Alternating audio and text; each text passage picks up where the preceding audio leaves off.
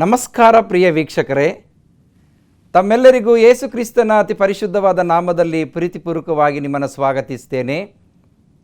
ಈ ದಿನದ ದೈವಿಕ ವಾಕ್ಯದ ಸಂದೇಶವನ್ನು ಕೇಳುವ ಮುನ್ನ ಕರ್ತನ ಕೃಪಾ ಸಹಾಯಕ್ಕೋಸ್ಕರವಾಗಿ ತಲೆಯನ್ನು ಬಾಗಿಸಿ ಪ್ರಾರ್ಥನೆ ಮಾಡಿಕೊಳ್ಳೋಣ.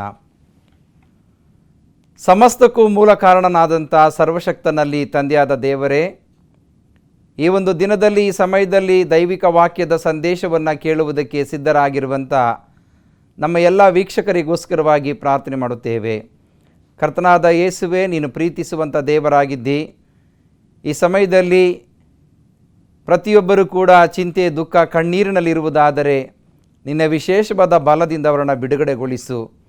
ಈ ಸಂದೇಶದ ಮೂಲಕವಾಗಿ ಪ್ರತಿಯೊಬ್ಬರು ಆತ್ಮಿಕವಾಗಿ ಬಲಗೊಂಡು ನಿನ್ನ ವಾಕ್ಯದ ಬೆಳಕಿನ ಮಾರ್ಗದಲ್ಲಿ ಜೀವಿಸುವಂಥ ಮಹಾಕೃಪೆಯನ್ನು ಎಲ್ಲರಿಗೂ ದಯಪಾಲಿಸಿಕೊಡಬೇಕೆಂಬುದಾಗಿ ಯೇಸುವಿನ ನಾಮದಲ್ಲಿ ಪ್ರಾರ್ಥಿಸುತ್ತೇವೆ ನಮ್ಮ ತಂದೆಯೇ, ಆಮೇನ್.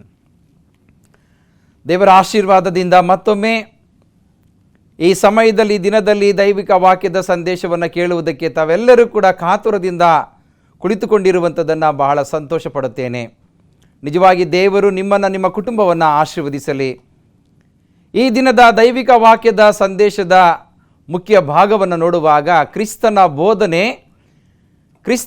ಬೋಧನೆ ಆತನ ಈ ಲೋಕಕ್ಕೆ ಬಂದು ಅನೇಕ ಸಾಮ್ಯಗಳ ಮೂಲಕವಾಗಿ, ಅದ್ಭುತ ಕಾರ್ಯಗಳ ಮೂಲಕವಾಗಿ, ಮಹತ್ ಕಾರ್ಯಗಳ ಮೂಲಕವಾಗಿ ಅನೇಕರಿಗೆ ಎಚ್ಚರಿಕೆಯ ಸಂದೇಶಗಳನ್ನು ಕೊಡುವುದರ ಮೂಲಕವಾಗಿ ಇವತ್ತು ಯೇಸು ಕ್ರಿಸ್ತನು ತನ್ನ ಬರಣದ ಕುರಿತು ಆತನು ಮುಂತಿಳಿಸಿರುವಂಥದ್ದನ್ನು ನಾವು ನೋಡುತ್ತೇವೆ. ಕ್ರೈಸ್ತರಾದ ನಮ್ಮ ಜೀವಿತದಲ್ಲಿ ಕ್ರಿಸ್ತನ ಬರೋಣಕ್ಕೆ ನಮ್ಮನ್ನು ನಾವು ಹೇಗೆ ಸಿದ್ಧತೆ ಪಡಿಸಿಕೊಳ್ಳಬೇಕೆಂಬುದಾಗಿ ನೋಡುವಾಗ, ಯೇಸು ಕ್ರಿಸ್ತನು ಈ ಲೋಕದಲ್ಲಿದ್ದಾಗ ತನ್ನ ಮರಣ, ತನ್ನ ಪುನರುತ್ಥಾನದ ಬಗ್ಗೆಯೂ ಕೂಡ ಬೋಧನೆಯನ್ನು ಮಾಡಿರುವಂಥದ್ದನ್ನು ನಾವು ನೋಡುತ್ತೇವೆ. ಇದಕ್ಕೆ ಆಧಾರಿತವಾದಂಥ ವಚನ ಯೋಹಾನನು ಬರೆದಂಥ ಪ್ರಕಟಣೆಯ ಗ್ರಂಥ 22ನೇ ಅಧ್ಯಾಯ 10ನೇ ವಚನದಿಂದ ನಾವು ಕೆಲವು ವಾಕ್ಯಗಳನ್ನು ಓದುತ್ತಾ ಬರುವುದಾದರೆ, ಇದಲ್ಲದೆ ಅವನು ನನಗೆ ಈ ಪುಸ್ತಕದಲ್ಲಿರುವ ಪ್ರವಾದನ ವಾಕ್ಯಗಳನ್ನು ಗುಪ್ತವಾಗಿಡಬೇಡ, ಅವು ನೆರವೇರುವ ಸಮಯ ಸಮೀಪವಾಗಿದೆ.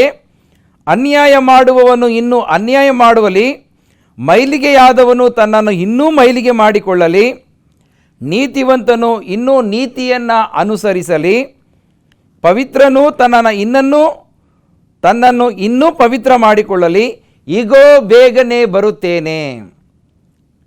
ಯೋಹಾನನು ಪತ್ಮೋಸ್ ದ್ವೀಪದಲ್ಲಿದ್ದಂಥ ಸಮಯದಲ್ಲಿ, ಈ ಒಂದು ಪ್ರಕಟಣೆ ಗ್ರಂಥವನ್ನು ಬರೆಯುವಂಥ ಸಮಯದಲ್ಲಿ ಆತನು ಹೇಳುವಂಥ ಮಾತು, ಈ ಪ್ರವಾದನ ವಾಕ್ಯಗಳನ್ನು ಗುಪ್ತವಾಗಿಡಬೇಡ.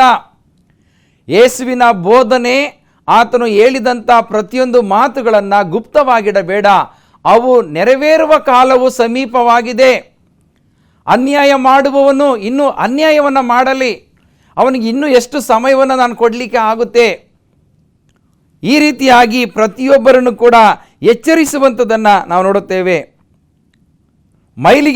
ಮೈಲಿಗೆಯಾದವನು ತನ್ನನ್ನು ಇನ್ನೂ ಮೈಲಿಗೆ ಮಾಡಿಕೊಳ್ಳಲಿ, ನೀತಿವಂತನು ಇನ್ನೂ ನೀತಿಯನ್ನು ಅನುಸರಿಸಲಿ, ಪವಿತ್ರನು ತನ್ನನ್ನು ಇನ್ನೂ ಪವಿತ್ರ ಮಾಡಿಕೊಳ್ಳಲಿ. ನೋಡಿ ಎಂಥ ಅದ್ಭುತವಾದಂಥ ಮಾತುಗಳು. ಪವಿತ್ರನು ತನ್ನನ್ನು ಇನ್ನೂ ಪವಿತ್ರ ಮಾಡಿಕೊಳ್ಳಬೇಕೆಂಬುದಾಗಿ ನೋಡುವಾಗ ಕ್ರಿಸ್ತನು ತನ್ನ ಬರಣದ ಕುರಿತು ಸ್ಪಷ್ಟವಾಗಿ ನಮಗೆ ತಿಳಿಸಿರುವಂಥದ್ದನ್ನು ನಾವು ನೋಡುತ್ತೇವೆ. ಪ್ರಿಯ ದೇವ ಜನರೇ, ಈ ವಾಕ್ಯವನ್ನು ಕೇಳುತ್ತಾ ಇರುವಂಥ ನಿಮ್ಮ ಜೀವಿತದಲ್ಲಿ, ಈಗೋ ನಾನು ಬೇಗನೆ ಬರುತ್ತಾ ಇದ್ದೇನೆ, ನಾನು ಪ್ರತಿಯೊಬ್ಬನಿಗೆ ಅವನವನ ನಡತೆಯ ಪ್ರಕಾರ ಕೊಡತಕ್ಕ ಪ್ರತಿಫಲವು ನನ್ನ ಕೈಯಲ್ಲಿ ಇದೆ.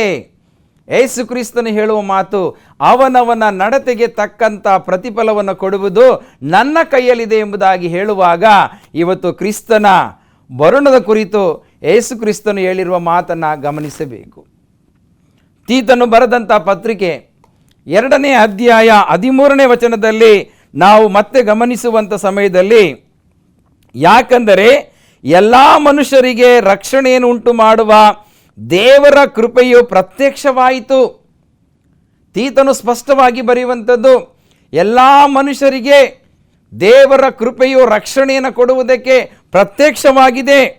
ಇಂಥ ಒಂದು ಸಮಯದಲ್ಲಿ ನಾವು ಭಕ್ತಿಹೀನತೆಯನ್ನು, ಲೋಕದ ಆಶೆಗಳನ್ನು ವಿಸರ್ಜಿಸಿ, ನೋಡಿ ಎಂಥ ಅದ್ಭುತವಾದಂಥ ಮಾತುಗಳನ್ನು ಕ್ರಿಸ್ತನ ಬರುಣದಲ್ಲಿ ನಮ್ಮನ್ನು ನಾವು ಹೇಗೆ ಸಿದ್ಧತೆ ಮಾಡಿಕೊಳ್ಳಬೇಕು, ಹೇಗೆ ಜೀವಿಸಬೇಕೆಂಬುದಾಗಿ ನೋಡುವಾಗ ಪ್ರತಿಯೊಬ್ಬ ಮನುಷ್ಯನು ನಾವು ಭಕ್ತಿಹೀನತೆಯನ್ನು, ಲೋಕದ ಆಶೆಗಳನ್ನು ವಿಸರ್ಜಿಸಿ ಭಾಗ್ಯಕರವಾದ ನಿರೀಕ್ಷೆಯನ್ನು, ಅಂದರೆ ಮಹಾದೇವರ ಮತ್ತು ನಮ್ಮ ರಕ್ಷಕನಾದ ಯೇಸು ಕ್ರಿಸ್ತನ ಪ್ರಭಾವದ ಪ್ರತ್ಯಕ್ಷತೆಯನ್ನು ಎದುರು ನೋಡುತ್ತಾ ಇಹಲೋಕದಲ್ಲಿ ಸ್ವಸ್ಥಚಿತ್ತರಾಗಿಯೂ ನೀತಿವಂತರಾಗಿಯೂ ಭಕ್ತಿಯುಳ್ಳವರಾಗಿ ಬದುಕಬೇಕೆಂದು ಅದು ನಮಗೆ ಬೋಧಿಸುತ್ತದೆ ಎಂಬುದಾಗಿ ನೋಡುತ್ತೇವೆ.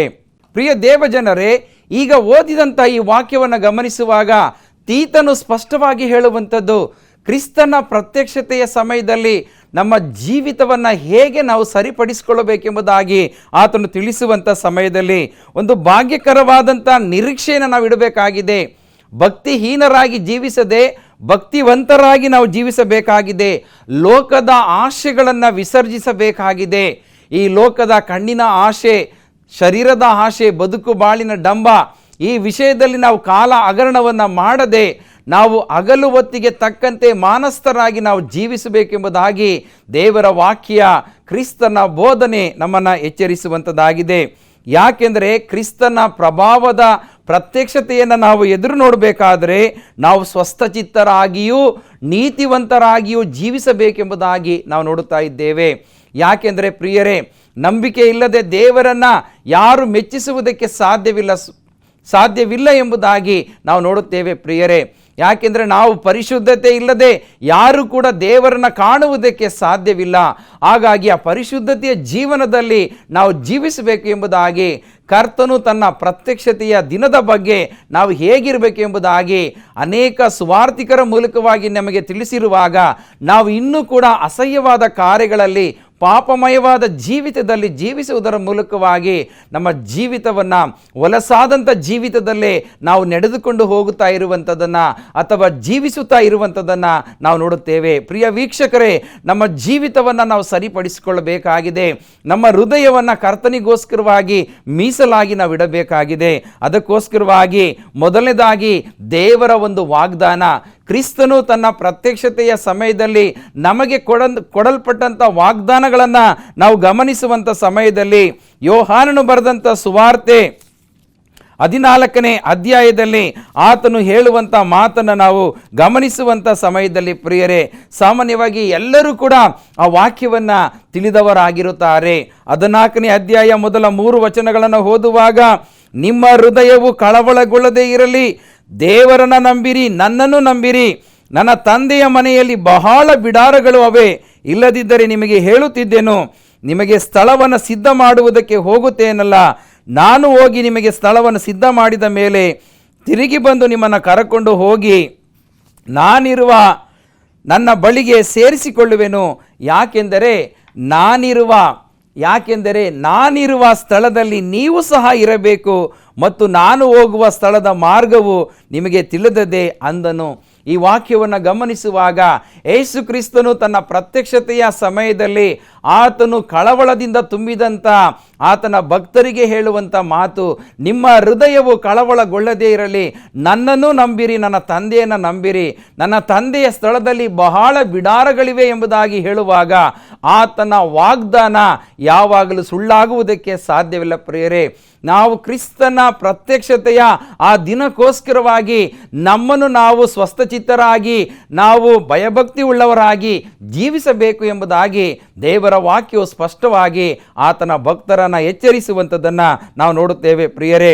ಯಾಕೆಂದರೆ ಯೋಹಾನನು ಬರೆದ ಸುವಾರ್ತೆ 13ನೇ ಅಧ್ಯಾಯ 36 ಮತ್ತು 37ನೇ ವಚನವನ್ನು ನಾವು ಗಮನಿಸುವಂಥ ಸಮಯದಲ್ಲಿ ಇಲ್ಲಿ ಯೇಸು ಸ್ವಾಮಿಯ ಶಿಷ್ಯನಾದಂಥ ಸೀಮೋನ ಪೇತ್ರನು ಆತನನ್ನು, ಸ್ವಾಮಿ ಎಲ್ಲಿಗೆ ಹೋಗುತ್ತೀ ಎಂಬುದಾಗಿ ಕೇಳುವಂಥ ಸಮಯದಲ್ಲಿ ಯೇಸು ಕ್ರಿಸ್ತನ ಒಂದು ಉತ್ತರ ಎಂದು ಕೇಳಿದ್ದಕ್ಕೆ ಯೇಸು, ನಾನು ಹೋಗುವಲ್ಲಿಗೆ ನೀನು ಈಗ ನನ್ನ ಹಿಂದೆ ಬರಲಾರಿ, ನಿನಗೀಗ ಬರಲಿಕ್ಕೆ ಸಾಧ್ಯವಿಲ್ಲ.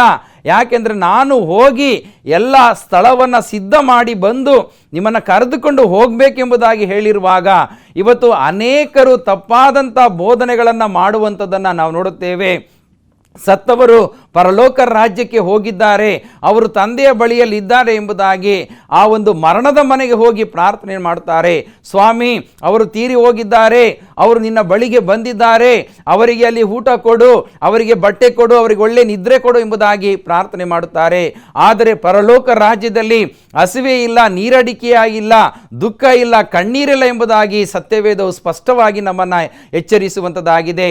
ಹಾಗಾಗಿ ಇವತ್ತು ಯೇಸು ಕ್ರಿಸ್ತನು ಪೇತ್ರನಿಗೆ ಹೇಳಿದಂಥ ಮಾತನ್ನು ಗಮನಿಸುವಾಗ, ನಾನು ಹೋಗಿ ಬಂದ ಮೇಲೆ ನಿಮ್ಮನ್ನು ಕರೆದುಕೊಂಡು ಹೋಗ್ತೇನೆ ಎಂಬುದಾಗಿ ಹೇಳುವಾಗ, ಇಲ್ಲಿ ಆ ಪೇತ್ರನು ಆತನಿಗೆ, ಸ್ವಾಮಿ, ನಾನು ಯಾಕೆ ಈಗ ನಿನ್ನ ಹಿಂದೆ ಬರಲಾರೆನು? ನಿನಗಾಗಿ ನನ್ನ ಪ್ರಾಣವನ್ನಾದರೂ ಕೊಟ್ಟೇನೆಂದು ಹೇಳಲು, ಯೇಸು, ನನಗಾಗಿ ಪ್ರಾಣ ಕೊಟ್ಟೀಯಾ? ನಿನಗೆ ನಿಜ ನಿಜವಾಗಿ ಹೇಳುತ್ತೇನೆ, ನೀನು ನನ್ನ ವಿಷಯದಲ್ಲಿ ಅವನನ್ನು ಅರಿಯನೆಂದು 3 ಸಾರಿ ಹೇಳುವ ತನಕ ಕೋಳಿ ಕೂಗುವುದೇ ಇಲ್ಲ ಅಂದನು. ಇಲ್ಲಿ ಪೇತ್ರನನ್ನು ಕೂಡ ದೇವರು ವಾಕ್ಯದ ಮೂಲಕವಾಗಿ ಎಚ್ಚರಿಸುವಂಥದ್ದನ್ನು ನಾವು ನೋಡುತ್ತೇವೆ. ಆತನ ಜೀವಿತದಲ್ಲಿ ಆತನಲ್ಲಿದ್ದಂಥ ಬಲಹೀನತೆ, ಸ್ವಾಮಿ, ನನ್ನ ಪ್ರಾಣವನ್ನು ಕೊಡುವುದಕ್ಕೂ ನಾನು ಸಿದ್ಧನಾಗಿದ್ದೇನೆ ಎಂಬುದಾಗಿ ಹೇಳುವಾಗ, ಯೇಸು ಕ್ರಿಸ್ತನು ಪೇತ್ರನಲ್ಲಿದ್ದಂಥ ಆ ಹೃದಯದ ಅಂತರಾಳದ ವಿಚಾರಗಳನ್ನು ಆತನಿಗೆ ಮುಂತಿಳಿಸುವಂಥದ್ದನ್ನು ನಾವು ನೋಡುತ್ತೇವೆ. ಪೇತ್ರನೇ, ನನ್ನ ವಿಷಯದಲ್ಲಿ ನೀನು 3 ಸಾರಿ ನೀನು ಸುಳ್ಳನ್ನು ಹೇಳುತ್ತೀಯಾ, ಆತನನ್ನು ನಾನು ಹರಿಯನು ಎಂಬುದಾಗಿ ಇದನ್ನೆಲ್ಲ ಎಚ್ಚರಿಕೆಯನ್ನು ಕೊಟ್ಟಿದ್ರೂ ಕೂಡ ಅಂಥ ಯೇಸು ಸ್ವಾಮಿಯ ಜೊತೆಯಲ್ಲಿ ಇದ್ದು ಆತನ ಅದ್ಭುತವನ್ನು ನೋಡಿದಂಥ ವ್ಯಕ್ತಿ, ಯೇಸು ಸ್ವಾಮಿಗೆ ಅತಿ ಪ್ರಿಯನಾದಂಥ ಶಿಷ್ಯನು ಆ ಕ್ಷಣದಲ್ಲಿ, ಆ ಸಮಯದಲ್ಲಿ ಸುಳ್ಳನ್ನು ಹೇಳುವುದರ ಮೂಲಕವಾಗಿ ಆತನು ದುಃಖಪಟ್ಟು ಹತ್ತನು ಎಂಬುದಾಗಿ ನಾವು ನೋಡುತ್ತೇವೆ. ಪ್ರಿಯ ವೀಕ್ಷಕರೇ, ಯೇಸು ಕ್ರಿಸ್ತನ ಪ್ರತ್ಯಕ್ಷತೆಯ ದಿನದಲ್ಲಿ ಇವತ್ತು ಸ್ವಾಮಿ ನಿಮಗೆ ಒಂದು ಅವಕಾಶವನ್ನು ಕೊಟ್ಟಿದ್ದಾನೆ. ಇವತ್ತು ನಮ್ಮ ಹೃದಯದಲ್ಲಿ ಆಲೋಚನೆಗಳು ಹೇಗಿದೆ ಪ್ರಿಯರೇ? ನಮ್ಮ ಮನಸ್ಸಿನಲ್ಲಿ ನಾವು ಯಾವುದರ ಕುರಿತು ಆಲೋಚನೆಯನ್ನು ಮಾಡ್ತಾ ಇದ್ದೇವೆ? ಇವತ್ತು ಯೇಸು ಕ್ರಿಸ್ತನ ಪ್ರತ್ಯಕ್ಷತೆಯ ದಿನದಲ್ಲಿ ತೀತನು ಹೇಳಿದ ಹಾಗೆ ನೀವು ಸ್ವಸ್ಥಚಿತ್ತರಾಗಿಯೂ ನಿರ್ಮಲ ಚಿತ್ತರಾಗಿಯೂ ಭಯಭಕ್ತಿ ಉಳ್ಳವರಾಗಿ ಆತನ ಪ್ರತ್ಯಕ್ಷತೆಯನ್ನು ಎದುರು ನೋಡುತ್ತಾ ಇರಬೇಕೆಂಬುದಾಗಿ ಹೇಳುವಾಗ, ಯೇಸು ಕ್ರಿಸ್ತನು ಕೊಟ್ಟಂತ ವಾಗ್ದಾನ, ನಿಮ್ಮ ಹೃದಯವು ಕಳವಳಗೊಳ್ಳದೇ ಇರಲಿ. ಇವತ್ತು ಪ್ರತಿಯೊಬ್ಬ ಮನುಷ್ಯನಲ್ಲಿ ಗಡಿಬಿಡಿಯ ಜೀವಿತ, ಚಿಂತೆಯ ಜೀವಿತ, ಕಳವಳ ತುಂಬಿರುವಂಥದ್ದನ್ನು ನೋಡುತ್ತೇವೆ. ಇವತ್ತು ಯೇಸು ಕ್ರಿಸ್ತನು ಆ ಗಡಿಬಿಡಿ ಕಳವಳದಿಂದ ತುಂಬಿರುವಂಥ ಆತನ ಭಕ್ತರಾದಂಥ ಜನರಿಗೆ ಒಂದು ವಾಗ್ದಾನವನ್ನು ಕೊಡುವಾತನಾಗಿದ್ದಾನೆ. ನಾನು ಬಂದು ನಿಮ್ಮನ್ನು ಕರೆದುಕೊಂಡು ಹೋಗ್ತೇನೆ, ಯಾಕೆಂದರೆ ನಾನಿರುವ ಸ್ಥಳದಲ್ಲೇ ನೀವು ಕೂಡ ಇರಬೇಕೆಂಬುದಾಗಿ ಯೇಸು ಸ್ವಾಮಿ ಹೇಳುವಾಗ, ನಾವು ಆತನ ಪರಲೋಕ ರಾಜ್ಯಕ್ಕೆ ನಾವು ಹೋಗಬೇಕು ಪ್ರಿಯರೇ. ಇವತ್ತು ನಾವು ಈ ಲೋಕದ ಭೂ ಸಂಬಂಧವಾದಂಥ ವಿಚಾರಗಳಲ್ಲಿ ನಾವು ಕಾಲ ಹಗರಣವನ್ನು ಮಾಡದೆ ನಾವು ಕ್ರಿಸ್ತನಿಗಾಗಿ ನಮ್ಮ ಜೀವಿತವನ್ನು ಅರ್ಪಿಸುವುದರ ಮೂಲಕವಾಗಿ ಆತನಿಗೆ ಯೋಗ್ಯರಾಗಿ ನಡೆದುಕೊಳ್ಳಬೇಕೆಂಬುದಾಗಿ ನಾವು ನೋಡುತ್ತೇವೆ. ಯಾಕೆಂದರೆ ಕೀರ್ತನೆ 40ನೇ ಅಧ್ಯಾಯ 7ನೇ ವಚನದಲ್ಲಿ ಹೀಗೋ ಇದ್ದೇನೆ. ಯಾಕೆಂದರೆ ದೇವರು ವಿಶೇಷವಾದಂಥ ರಕ್ಷಣೆಯನ್ನು ನಮಗೆ ಕೊಡುತ್ತಾನೆ ಎಂಬುದಾಗಿ ಅಲ್ಲಿ ದಾವೀದನು ಕೂಡ ಹೇಳುವಂಥದ್ದನ್ನು ನಾವು ನೋಡುತ್ತೇವೆ. ಹಾಗಾಗಿ ಕ್ರಿಸ್ತನ 2ನೇ ಬರಣದ ಉದ್ದೇಶ ಯಾಕೆ ಎಂಬುದಾಗಿ ನಾವು ನೋಡುವಾಗ, ದೇವರ ವಾಕ್ಯದಲ್ಲಿ ಮತ್ತಾಯನು ಬರೆದಂಥ ಸುವಾರ್ತೆ 16ನೇ ಅಧ್ಯಾಯ 27ನೇ ವಚನವನ್ನು ನಾವು ನೋಡುವಾಗ, ಕ್ರಿಸ್ತನ 2ನೇ ಬರಣದ ಉದ್ದೇಶ ಏನಾಗಿದೆ ಎಂಬುದಾಗಿ ನೋಡುವಾಗ 27ನೇ ವಚನವನ್ನು ನಾನು ಓದಲಿಕ್ಕೆ ಇಷ್ಟಪಡುತ್ತೇನೆ. ಮನುಷ್ಯಕುಮಾರನು ತನ್ನ ತಂದೆಯ ಪ್ರಭಾವದೊಡನೆ ತನ್ನ ದೂತರ ಸಮೇತವಾಗಿ ಬರುವನು. ಆವಾಗ ಆತನು ಒಬ್ಬೊಬ್ಬನಿಗೆ ಅವನವನ ನಡತೆಗೆ ತಕ್ಕ ಪ್ರತಿಫಲವನ್ನು ಕೊಡುವನು ಎಂಬುದಾಗಿ ನಾವು ನೋಡುತ್ತೇವೆ. ಪ್ರಿಯ ದೇವಜನರೇ, ಇಲ್ಲಿ ದೇವರ ವಾಕ್ಯ ಕ್ರಿಸ್ತನ 2ನೇ ಬರಣದ ಉದ್ದೇಶ ಏನೆಂಬುದಾಗಿ ಕೂಡ ಇಲ್ಲಿ ಯೇಸು ಕ್ರಿಸ್ತನು ತಿಳಿಸುವಂಥದ್ದನ್ನು ನಾವು ನೋಡುತ್ತೇವೆ. ಯಾಕೆಂದರೆ ಮನುಷ್ಯ ಕುಮಾರನು ಅಂದರೆ ಯೇಸು ಕ್ರಿಸ್ತನು ತಂದೆಯ ಪ್ರಭಾವದೊಡನೆ ತನ್ನ ದೂತರ ಸಮೇತವಾಗಿ ಬರುವಾತನಾಗಿದ್ದಾನೆ. ಎಲ್ಲರ ಕಣ್ಣುಗಳು ಆತನನ್ನೇ ನೋಡುವಂಥದ್ದಾಗಿದೆ. ಆತನನ್ನು ಇರಿದವರು ಕೂಡ ಆತನನ್ನು ದೃಷ್ಟಿಸಿ ನೋಡುವರು ಎಂಬುದಾಗಿ ನೋಡುವಾಗ ಆತನ ಪ್ರತ್ಯಕ್ಷತೆಯ ದಿನ ತಡವಾಗಿಲ್ಲ ಪ್ರಿಯರೇ. ಜಗತ್ತಿಗೆಲ್ಲ ಸುವಾರ್ಥ ಸೇವೆ ಮುಟ್ಟಲ್ಪಟ್ಟಂಥ ಸಮಯದಲ್ಲಿ ಆಗ ಅಂತ್ಯವು ಬರುತ್ತೆ ಎಂಬುದಾಗಿ ನಾವು ನೋಡುತ್ತೇವೆ. ಪ್ರಿಯ ದೇವ ಜನರೇ, ಇಲ್ಲಿ ದೇವರ ವಾಕ್ಯವು ಸ್ಪಷ್ಟವಾಗಿ ಹೇಳುವಂಥದ್ದಾಗಿದೆ. ನಾವು ಇನ್ನೂ ಅನೇಕ ವಿಚಾರಗಳನ್ನು ತಿಳಿದುಕೊಳ್ಳುವಂಥ ಸಮಯದಲ್ಲಿ 3ನೇದಾಗಿ ಕ್ರಿಸ್ತನು ಹೇಗೆ ಬರುತ್ತಾನೆ. ಎಲ್ಲರಲ್ಲಿ ಕೂಡ ಒಂದು ಸಂದೇಹ ಇದೆ. ಯೇಸು ಸ್ವಾಮಿ ಬರ್ತಾರೆ ಎಂಬುದಾಗಿ ಅನೇಕ ಬೋಧಕರು ವಿವಿಧ ರೀತಿಯಲ್ಲಿ ಸಂದೇಶವನ್ನು ನೀಡ್ತಾ ಇದ್ದಾರೆ. ಹಾಗಾದರೆ ಯೇಸು ಕ್ರಿಸ್ತನ ಪ್ರತ್ಯಕ್ಷತೆಯ ಆ ಕ್ರಿಸ್ತನ ಎರಡನೇ ಬರುಣದಲ್ಲಿ ಆತನು ಹೇಗೆ ಬರುವಾತನಾಗಿದ್ದಾನೆ?